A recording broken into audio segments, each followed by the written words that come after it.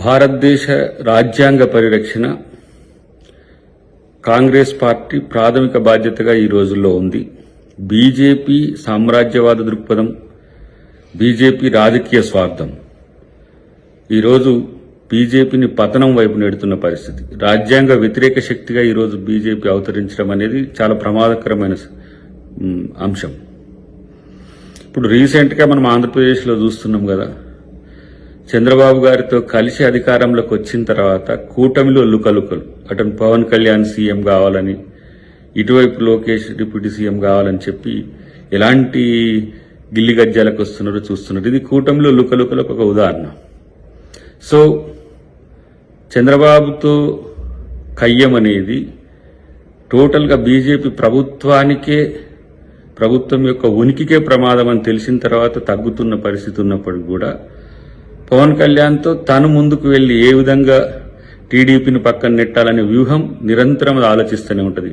పంజాబ్లో అకాలీలతో ఆలోచించిన, మహారాష్ట్రలో షిండేతో ఆలోచించిన, ఇంకో రాష్ట్రంలో ఇంకొకరితో ఆలోచించిన, తన రాజకీయ మిత్రునితో కలిసి రాజకీయ లబ్ధి పొంది ఏ విధంగా అదే రాజకీయ పార్టీని అంతం చేయాలనేదే బీజేపీ ఎత్తుగడ ఉంటుంది ఎప్పుడు కూడా. కాబట్టి వాళ్ళు జాగ్రత్తగానే ఉన్నారు.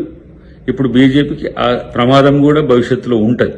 2029లో పూర్తి స్థాయి తామే అధికారంలో రావడానికి చేసే ప్రయత్నాల్లో భాగంగా అటు సౌత్లో ఇటు నార్త్లో అన్ని రాజకీయ కుట్రలు చేస్తుంది. జమిలీతో చేసే ప్రయోగాలు కావచ్చు, లేకపోతే మతంతో చేసే ప్రేరేపిత రాజకీయాలు కావచ్చు. ఇప్పుడు మీరు చూడండి, అయోధ్య దేశ ప్రజలందరిదైనప్పటికీ కూడా బీజేపీ సొంత వ్యవహారంగా చేసింది.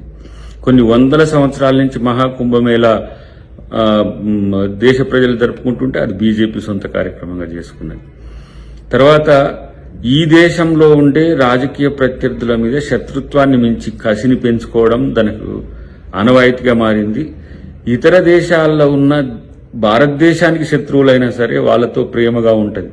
అది దాని యొక్క నైజం. కాబట్టి ఇవాళ చంద్రబాబు గారి రూపంలో ప్రమాదం వస్తుందా, నితీష్ కుమార్ గారి రూపంలో ప్రమాదం వస్తుందా అనే దానికంటే తాను వ్యవహరించే శైలి వల్ల బీజేపీ స్వార్థపూరిత రాజకీయాలే తనకి ఈరోజు నష్టం చేసే పరిస్థితి ఉంటుంది. రేపు దేశంలో భారత రాజ్యాంగ పరిరక్షకునిగా రాహుల్ గాంధీ గారికి రేపు జాతీయ స్థాయిలో పెద్ద ఎత్తున ప్రజల యొక్క మద్దతు ఉండబోతుంది. కాబట్టి మేమే ఇంకా ఉంటాం, మేమే వస్తామని చెప్పి కిషన్ రెడ్డి గారో, లేకపోతే ఈటల రాజేందర్ గారో, లేకపోతే బండి సంజయ్ గారో మాట్లాడే అన్నీ కూడా వాళ్ళ యొక్క రాజకీయ అస్తిత్వాన్ని నిలబెట్టుకోవడానికి తప్పితే మరొకటి కాదు.